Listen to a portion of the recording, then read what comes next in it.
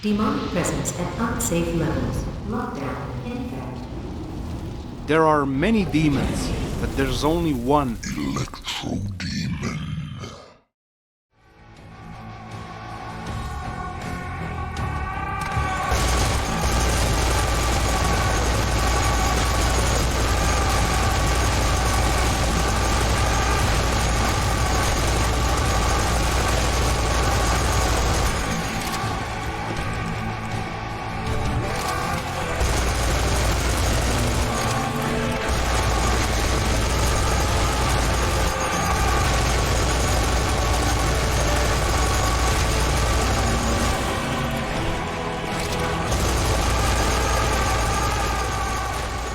Serious Sam 4 is an old-school shooter made by the Croatian developer Croteams. It was a highly anticipated sequel in the long-running series and it had many innovative features promised in its marketing prior to release. Is this the best Serious Sam game or not? Seriously, stick with this review to find out. The story in Serious Sam games were never the best feature, and it's the same here. Basically, you play as Sam Serious Stone, and you're on a mission to find the Holy Grail artifact, which can help you in the battle against Mental's aliens that have just invaded Earth. You will be accompanied by a band of misfits on your journey, and they're kinda shit if we're being honest. Especially the rookie soldier, Kenny. The dialogue is very cringy, and this time around they're throwing one-liners like it's some kind of a sport. I mean, Serious Sam always had one-liners, but now they're in cutscenes as well, and other characters say them too. Most of them are cringe-inducing, and the cutscenes, oh boy. Serious Sam games had some cutscenes, but it wasn't like this. I have nothing against cutscenes in a Serious Sam game, but Jesus Christ, are they bad in Serious Sam 4. The characters are atrocious looking. Their animation is very janky and the lip syncing is something from a PlayStation 2 game. Give me one good reason. This is our informant. He's what? What? Are you sure? Please, human, remain calm. We are not all servants of Tahum the Mad. It is only the fanatics who consider him a god. I am not one of them. Okay. I get that Croteams isn't a AAA developer and that animation and lip syncing isn't their forte, but wouldn't it make more sense not to include cutscenes with characters in your game if that isn't your strongest suit? The voice acting is not bad, but it's ruined with constant one-liners, awkwardly animated characters and atrocious lip syncing. But the gameplay will surely redeem the poor storyline and animations, right? Well, in my opinion, this is the best Serious Sam game in the whole series, gameplay-wise. Basically, you go from point A to point B, shooting your way and devastating countless and countless hordes of enemies. It's old school to the bone, and I always like that about Serious Sam games. Serious Sam is at its best when it gives you a wide open space, plenty of ammo and endless hordes of enemies to kill. And it doesn't disappoint. Serious Sam 4 has the biggest enemy on-screen count in the whole series, and it's a goddamn joy to slaughter them all. There's plenty of legendary enemies here as well as new ones. Beheaded Kamikaze is still here, it's a goddamn icon of the series. Bulls, clear skeletons, gnars, biomechs, canoes, harpies and plenty more. They all die and bleed beautiful gore. What more do you want? The weapons are all here from the past Serious Sam games as well as some new ones. You carry all of them, of course. This is a real old school shooter after all.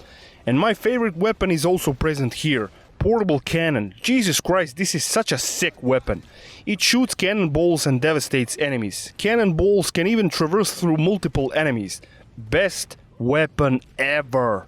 Now you have a skill tree in the game. Some of the perks are very useful, especially the ability to dual-wield weapons, and later you can even dual-wield different types of weapons.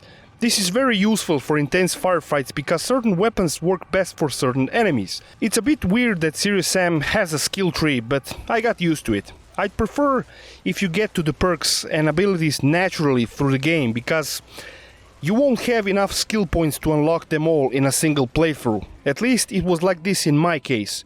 Now you also have gadgets which can be useful. Mini nuke, black hole and more. Most of the gadgets can be found while doing side missions. Yeah, you heard that right. Side missions in a Serious Sam game. Serious Sam is still a very old school linear game, but sometimes you can go off the beaten path and do a side mission. Most of them have some sort of a reward if you do them.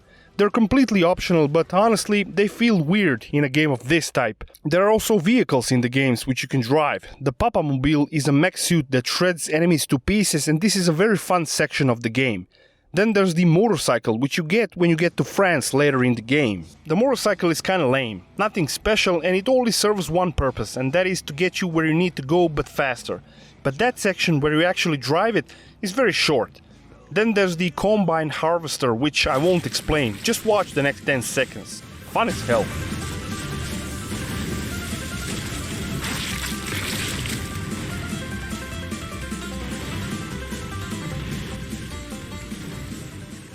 Serious Sam 4 will take you around 12 hours to beat on the standard difficulty, and it's a fun, thrilling ride.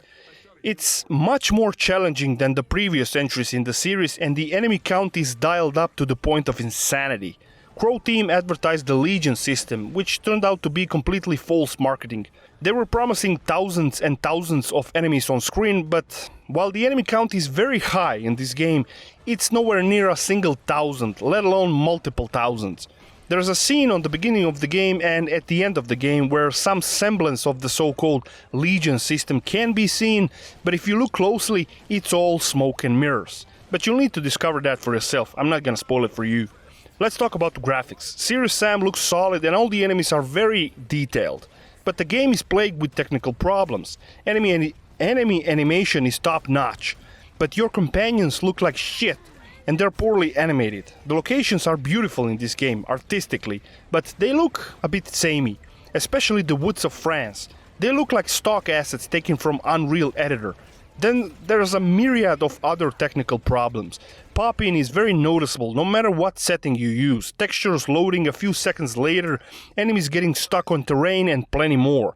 I bought the game on GOG and the game wouldn't even launch. It would always crash. I had to find the config file and edit the renderer to Vulkan. I couldn't change the in-game settings without the game freezing on me. It's a technical mess. The Day 1 patch solves some of these problems, but it's still a very rough game, technically speaking. Music is pretty good with metal tunes when the action ramps up and dramatic music when something is about to happen. Near the end of the game there's a Russian tune I recognized. That's kinda cool. It's a good tune. I think it's Kakalinka. The problem with music is that it very abruptly stops when the fighting ends. It doesn't fade out, it just stops. It's very noticeable. If you're a fan of Serious Sam games, I think you'll like this one as well. Technical problems and some false marketing aside, the combat has never been this good. If you can get past said technical difficulties, you'll have a blast. If I had to give a score, I'd give it 8.4 out of 10.